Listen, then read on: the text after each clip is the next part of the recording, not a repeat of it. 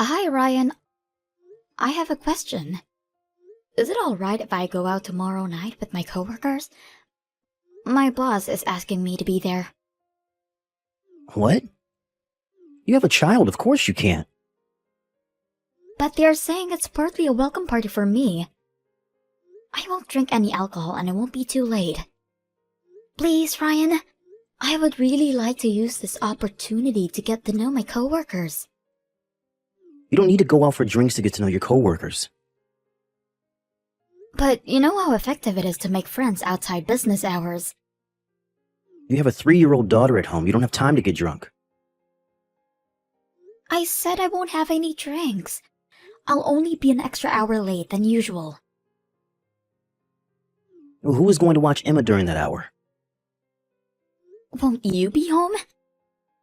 Can you please watch her for just an hour? I can't come home early tomorrow. You can't? I have a meeting that starts at 6. You usually do late meetings online, don't you? Not tomorrow. It has to be face-to-face. I have to present while showing the client a new product. So stop being selfish. Okay. I guess I'll have to pass tomorrow night then. Maybe it was too soon for you to start working again. You should have waited until Emma was old enough to stay home on her own. If I continued to be a stay-at-home mom for any longer, I would forget everything I learned in my earlier career. And you know I always prefer to work. We're going to need more money anyway. Raising Emma will cost us so much. And we've talked about wanting to buy a house too. I just think you want to get out of the house. Don't you feel bad for Emma? She's only 3 years old. She must be feeling so lonely at preschool. I understand what you are saying. But why am I the only one between us who has to give up career? If I can't come home early, you should be willing to look after Emma too. Why do you get to work however you please but not me? Spending time with her mother is most important for a child. There's data that chances of a child becoming delinquent is higher when they spend less time with their parents. How we spend time with her now impacts her future, you see? You should know these things.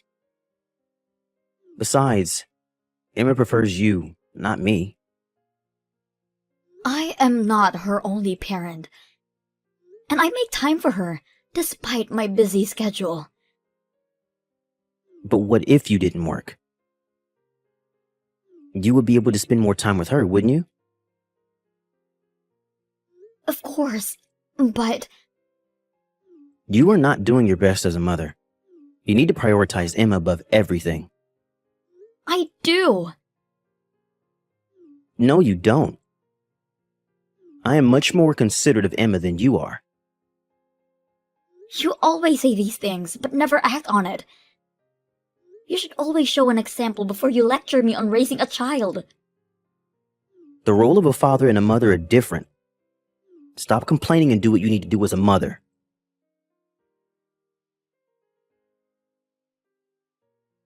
Hey, Ryan. Sorry, but I am going on a business trip on Friday. What? A business trip? Are you serious? Yes, I am. I am being insisted on it. What the hell? So you're just gonna leave everything behind? It's work. I didn't ask for it. Who's gonna take care of Emma while you're away? Can you look after her? For 3 nights, please. You're Emma's mother and you're willing to leave her for 3 nights? I am not going on a vacation. It doesn't really matter if it's for business or for vacation. See, this is why I didn't want you to start working again. I don't think you understand your role very well. You always go on business trips. I never tell you that you don't understand your role as a father when you are away, do I? A mother being away and a father being away are different. Don't you see how other people will perceive you? Abandoning a child for work? You are the only one who perceives me that way. Anyway, the trip is fixed. Ryan, I wouldn't be able to work if I kept saying no to what is required of me. Surely, a businessman like you would understand. Fine. I'll watch her for 3 days. But you would never go on any other business trips. Do you understand? You will tell your boss that it's not possible for you. He won't be able to pass me projects if I tell him anything like that. No one would anyway. So don't be so full of yourself. How can you be mean to me? I am a hard-working mother. Why do you get to say such horrible things to me just because I ask you to look after our daughter? I gave you permission to go, didn't I? Who are you to give me permission? What the hell are you complaining about now? All along, I've been telling you to give up your career. Not for me, but for Emma. You don't listen to me. Ask me to look after the kid, and on top of it all, still have something to bitch about? I will work for Emma.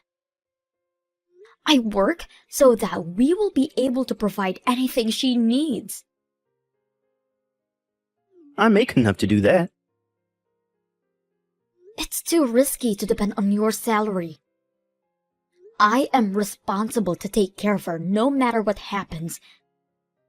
Plus, do you even know how much it will cost if she wants to go to college? Of course I do. Then you know we need to work harder. And school is not the only thing that costs money. What about the house we talked about, and a car, and perhaps even our parents? All of it will cost a fortune. I said I know. I understand your concern. I wish I could spend more time with Emma too. But the economy is unstable, and I don't think it will get any better. So, as her mother, I want to make sure I make enough money while I can take care of her. You worry too much. Well, I've never been a parent before. I may be a little nervous about it all. Aren't you the same? I am concerned about a lot of things, yes. We both care about Emma very much, but perhaps from different angles. So let's stop fighting and have a constructive conversation. Fine. We will talk about how we want to raise Emma once you are back from your business trip, okay? Sounds good. I know we may think differently, but let's try to find a middleman.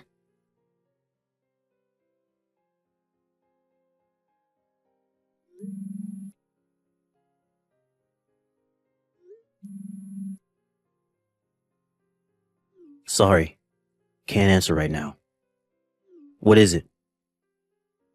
Are you done with work? Yes, I'm finished. What are you doing right now? I'm putting Emma to sleep. She was totally hyper until about an hour ago. She's finally calm now. Who exactly are you putting to sleep, huh? Because I am with her now. What? What do you mean you were with her? Where are you now? Back home. Huh? Why? Because I am finished with work and back from the trip. You said you would be very late tonight. I was able to catch an earlier flight. I brought back a lot of souvenirs for you. I wanted to show you how thankful I was for you for looking after Emma.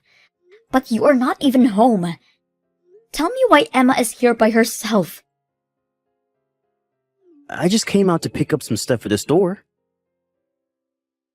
You left her alone last night too, didn't you? Emma told me. Just for a few minutes. Yesterday, too. I only came down to the convenience store. How long exactly? Because I came back to the house heated up like a sauna. Emma was lying on the floor soaking wet from her own sweat. What? Does she have heat stroke? Probably. I am with her at the hospital now. Was the AC not on? It was, but on heating mode. Why the hell was the heater on? She is 3. She does not know how to use the controller. She tried to turn on the cooler because it was getting hot. No way. How is she doing right now? The doctor said she will be fine. She's been given an IV and is sleeping now. But it was extremely dangerous. It's a miracle a 3-year-old survived a heat like that. I'll get a cab right now. Which hospital was she taken to? A taxi? Where is your car? Oh, wait a minute. I think I saw it in the driveway. It's quite odd for you to take a cab to go to the store. You only leave your car when you go out for drinks. Don't tell me you left Emma to go to the bar. No, never. I don't need you to come to the hospital. I asked my parents to come pick us up. Why would you call your parents? We're not coming back to you. What? You put Emma in serious danger. Can you imagine my horror when I found her?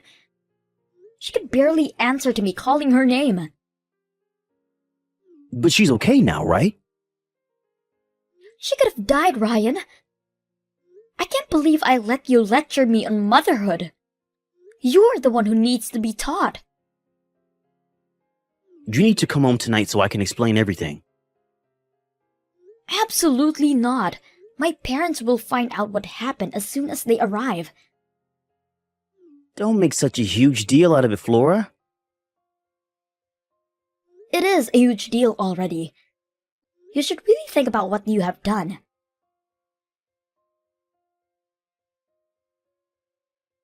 Look, I am really sorry about last night. I admit being wrong, so please come back. My father is furious. He called your parents last night, screaming on the phone. I had to stop him so our neighbors wouldn't hear. Yes. They came by. Oh, did they? Are you messaging me right now because they told you to? Yes. Well, I agree that you should apologize, but I think you should tell me what really happened last night. I don't know if I can forgive you unless you give me the truth. First, I want you to know that I have been punished already. My parents came by to the house last night, and probably right after your dad called them. He beat me badly as soon as I opened the door. I'm glad they did. You got what you deserved. But I never imagined they would beat you. They must have been furious too. My parents had other reasons to beat me. I had just come back home when they arrived, and they smelled the alcohol from me when I let them in. So you really were drinking. Why am I not surprised? But I guess your parents would be shocked to realize their own son left their granddaughter behind for drinks. You were right about me going out to drink. I also went out drinking the night before, as well as the night you left. So Emma was left by herself repeatedly? When did you start drinking yesterday? I think it was around noon. Noon? You left a 3-year-old since noon? I thought she was old enough to stay home on her own. Of course she can't. What the hell were you thinking? I was supposed to head home in like 2 hours, but I started to enjoy my drinks. I kind of forgot Emma was at home on her own and kept drinking. That you did. You think having a child is a joke, don't you? I don't. Yes, you do. Or else you are simply an idiot. How irresponsible can you be to forget about your own daughter? I didn't forget. You just said you did. Well, it totally slipped my mind. That happens to you too, right? Never. You said before that I don't always think about Emma. But I always prioritize her. Always. I can't believe I let you say all those things to me when you can't even look after your own daughter for 3 days. It was an accident. I'm usually a good dad to Emma. Are you? You never actually do anything besides complain. Yet, here you are. You act like you take care of Emma so that people think you are a good dad. You faking it always annoyed me, you know. I have been very serious about how we raised Emma. It's been hard for me too, trying to do what is best for her at all times. I guess this is a good time to give you my truth too. You only did anything for yourself. And I hated how you always spoke as if you knew better about raising Emma. And I despised how you told me I should work as if it's worthless. I worked because your salary worried me. What? You have a problem with what I make? Think about it. Your salary hasn't changed for the past few years. It's not just the two of us now. We have a child. I'm sure there will be a raise in no time. Your bonus was half of what you got last year. You kept telling me what you hoped for, but you need to face reality first. You don't because you don't want to face it, because you are afraid people would stop seeing you as a good dad if you accept your weakness. So no, I don't believe you care about Emma. You only think about yourself. Don't lecture me like you know everything.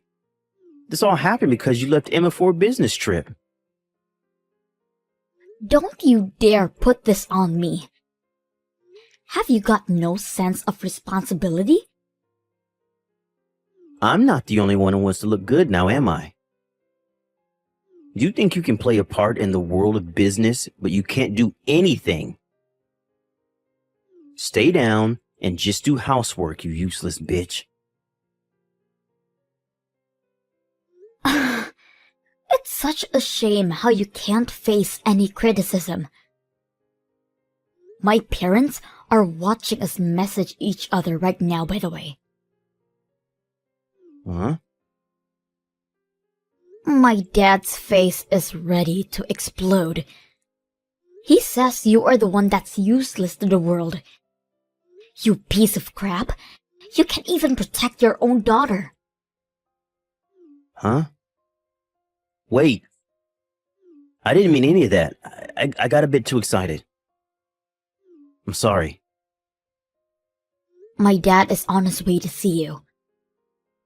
You know he's a black belt, so his hit must be super heavy. I hope you don't lose your face. I'm sorry. I was wrong. Please, don't come.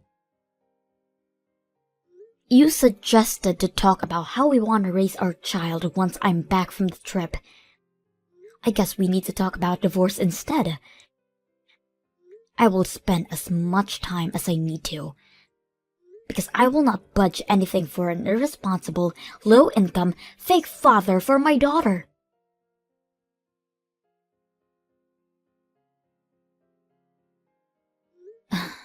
I tried to calm my father down from heading to Ryan to beat him, but he was so mad and had to do something that he ended up going to my in-laws. They found out through my father that their son had denounced me, even after they had beaten him, and the situation became even worse for Ryan. Couple of days later, the three of them showed up at my parents' home, where I had been staying with Emma, and made an official apology. Ryan's face was badly bruised when they showed up. I guess he couldn't run from his own father's fist after all. We filed for divorce shortly after, and Ryan now pays me child support every month. His friends and co-workers all know what happened too. Most of his friends, especially his female friends, were so ashamed of them that they cut ties, leaving him a sad, lonely man. My father still seems to be very angry about what happened. He always tells me that I need to become a successful business professional, so that I could step up to corporate ladder and look down on Ryan. In doing so, my parents provide full support in raising Emma. Needless to say, we kept an eye on Emma at all times since the incident.